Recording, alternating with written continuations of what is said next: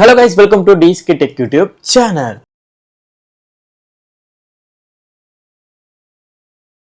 வீடியோவில் நம்ம இதை பற்றி பார்க்க மட்டும் தான் வேற பற்றி இல்லைங்க. அஜித் சாரோட நடிப்பில் 2 வருஷம் கழிச்சு விடாமுயற்சி திரைப்படம் இன்றைக்கி தேட்டர் ரிலீஸ் ஆயிருக்கு. படம் எப்படி இருக்குன்ற பற்றி தான் நம்ம இந்த வீடியோவில் பார்க்க போகிறோம். அதுக்கு முன்னாடி நீங்கள் நம்ம சேனல் சப்ஸ்கிரைப் பண்ண மறக்காம சப்ஸ்கிரைப் பண்ணிக்கோங்க. பார்த்துட்டு ப்ரெஸ் பண்ணிக்கோங்க. ஓகே, வாங்க வீடியோக்குள்ளே போகலாம். Okay guys, first of all Vidaamuyarchi திரைப்படம் ஒன் வேர்டில் எப்படி இருக்குது சொல்லணும் அப்படின்னு கேட்டிங்கன்னா, விடாமுயற்சி இன்னும் முயற்சி தேவை அப்படின்னு தான் சொல்லுவேன். அது ஏன் அப்படின்னா, விடாமுயற்சி திரைப்படம் எல்லாத்துக்குமே தெரியும், இது பிரேக் டவுன் திரைப்படத்தோட ஒரு ரீமேக். அதனால் அந்த படத்தில் என்னென்ன இருக்கோ அது மாதிரி தான் இருக்கும். இன்னும் கொஞ்சம் லவ் சீன்ஸ் நம்ம த்ரிஷாவுக்கும் அஜித் சாருக்குள்ள அந்த கெமிஸ்ட்ரி கொஞ்சம் ஆட் பண்ணி 2 மணி நேரம் 34 நிமிஷமாக வச்சுருக்காங்க அப்படின்றது தெரியும்.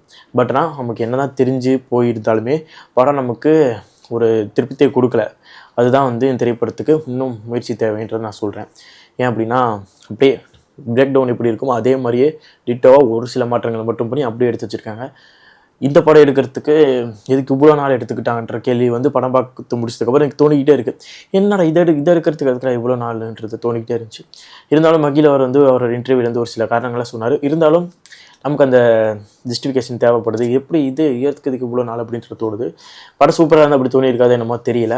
படம் ஒரு டீசெண்டான ஒரு படம் தான். இன்னும் முயற்சி தேவை. ஃபஸ்ட் ஹாஃபாக இருக்கட்டும், செகண்ட் ஹாஃபாக இருக்கட்டும், எல்லா இடத்துலையுமே ட்ராக்ன்றது ரொம்பவே இருக்குது. முக்கியமாக நம்ம ரொம்ப எதிர்பார்த்தது ஏகே த்ரிஷாவோட கெமிஸ்ட்ரி. அந்த கெமிஸ்ட்ரி எனக்கு கொஞ்சம் கூட ஒரு 10% கூட இல்லாதது ரொம்ப ஒரு வருத்தத்தை தெரிவிச்சு தான் சொல்லணும். அவங்களோட கெமிஸ்ட்ரி ஒர்க் எங்கேயுமே கிளிக் ஆகலை. ஃபஸ்ட்டு 25 நிமிஷம் வராங்க. 25 நிமிஷமே நமக்கு என்னடா இது அந்த மாதிரி தான் இருந்துச்சு.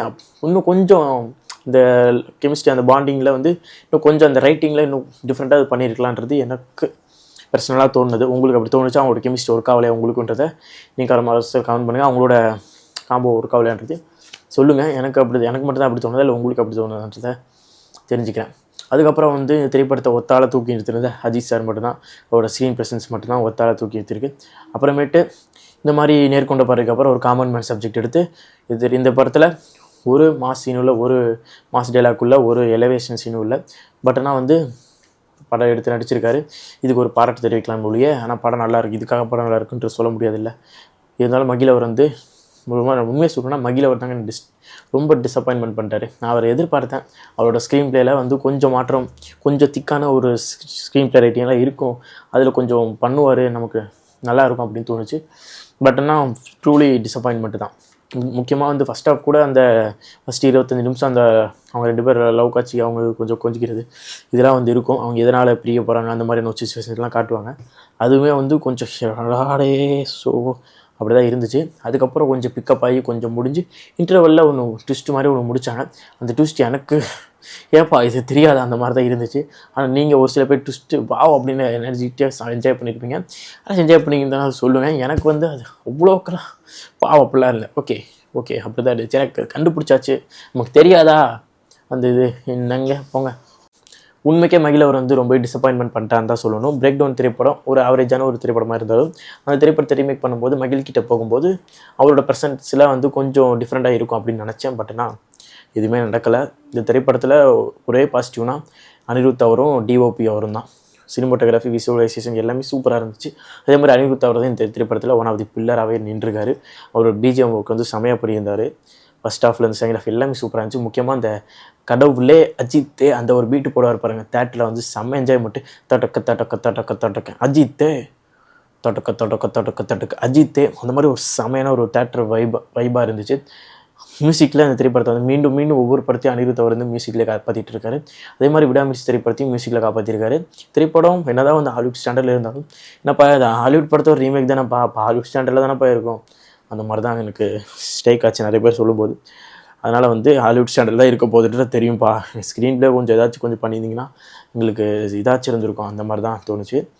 ஏன்னா மகிழ் அவர் இன்டர்வியூலாம் சொல்லிட்டாரு, நீங்கள் ஒவ்வொரு எக்ஸ்பெக்டேஷன்லேயும் வராதிங்க, எம்டி மைண்டில் வாங்கினேன். அந்த எம்டி மைண்டில் படம் அப் டு தி மார்க்கில் இல்லைன்றது தான். இந்த எம்டி மைண்டாக அந்த படம் நம்ம சாட்டிஸ்ஃபை ஆக்கலைன்றப்போ நமக்கு ஒரு டிசப்பாயின்மெண்ட் இருக்க தானே செய்யும்.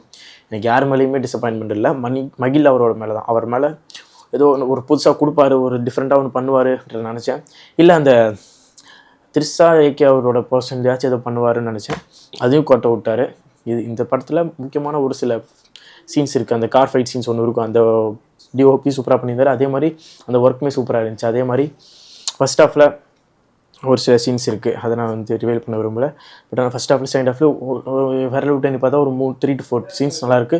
அதை தாண்டி படத்தில் வந்து வேறு எதுவும் இல்லைன்றது தான் இந்த படத்தில் ஒரு குற்றச்சாட்டாக வைக்க வேண்டியது இருக்குது. மீண்டும் நான் சொல்கிறேன், நீங்கள் வந்து கோச்சிக்க வேணாம். மகிழ் அவர் என்னமே டிசப்பாயின்மெண்ட் பண்ணிட்டாரு, அதில் எந்த சந்தேகமும் கிடையாது. அஜித் ஃபேன்ஸ் இந்த படத்து மேலே ஒரு 50% ஹைப்பில் தான் இருந்தாங்க. அதே மாதிரி அவங்களோட ஹைப்பை பூர்த்தி செஞ்சுருக்கும். பட் ஆனால் ஜென்ரல் ஆடியன்ஸ்க்கு இந்த திரைப்படம் எந்த அளவுக்கு செட் ஆகுன்றது தெரியல.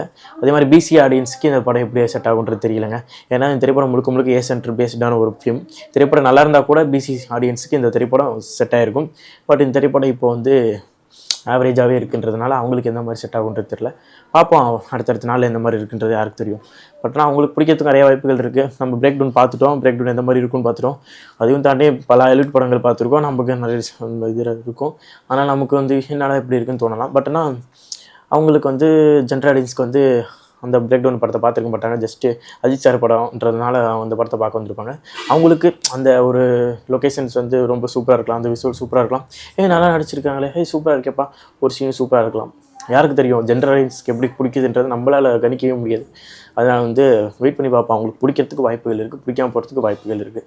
இது வந்து யாரும் கணிக்க முடியாது. ஓவராலாக திரைப்படத்தில் நடிச்சிருக்கக்கூடிய ரெஜினா அவங்க, அர்ஜுன் அவங்களோட கேரக்டருமே சூப்பராக இருந்துச்சு. அப்புறம் ஆரவ் அவரோட கேரக்டர் எல்லாமே சூப்பராக இருந்துச்சு. எல்லாருமே சூப்பராக பண்ணியிருந்தாங்க. என்ன இந்த படத்தில் மிஸ்ஸிங்னா ஸ்க்ரீன் ப்ளே ஃபஸ்ட் ஹாஃபில் கூட அந்த அவங்க எதனால் அட்வான்ஸ் ஆகிறாங்க. அப்புறமேட்டு கடைசியாக ஒரு லாங் ட்ரைவ் மட்டும் போயிட்டு வந்துடுமா அப்படின்னு போகும்போது கார் வந்து இதாகிடும், பிரேக் டவுன் ஆயிரும். அப்போது வந்து த்ரிஷாவை ட்ரக் மூலமாக கடத்திட்டு போவாங்க. அதுக்கப்புறம் தேடி கண்டுபிடிக்கிறது தான் கதை. இதுதான் எல்லாத்துக்குமே தெரியும். பிரேக் டவுன் அங்கேருந்து ஆரம்பிக்குது. அதுக்கப்புறம் அஜித் சாருமே தேடிக்கிட்டே இருக்கார், ஒவ்வொன்றும் பண்ணுறாரு. அந்த விஷயம்லாம் பார்க்கும்போது நல்லாயிருக்கு. அது இன்னும் சுவாரஸ்யப்படுத்துகிற மாதிரி இன்ட்ரெஸ்டிங்காக எப்படி கொண்டு வந்திருக்கலான்றது தான் நான் மகிழ்கிட்ட கேட்குறேன். நீங்கள் வந்து ரீமேக் படம்ப்பா, அதில் இருக்கிறத அப்படியே எடுத்து கொடுத்துட்டேன்ப்பா அப்படின்னு நீங்கள் சொல்லலாம். ஆனால் நீ அப்படி பண்ணியிருக்க வேண்டான்றதை நான் சொல்கிறேன்.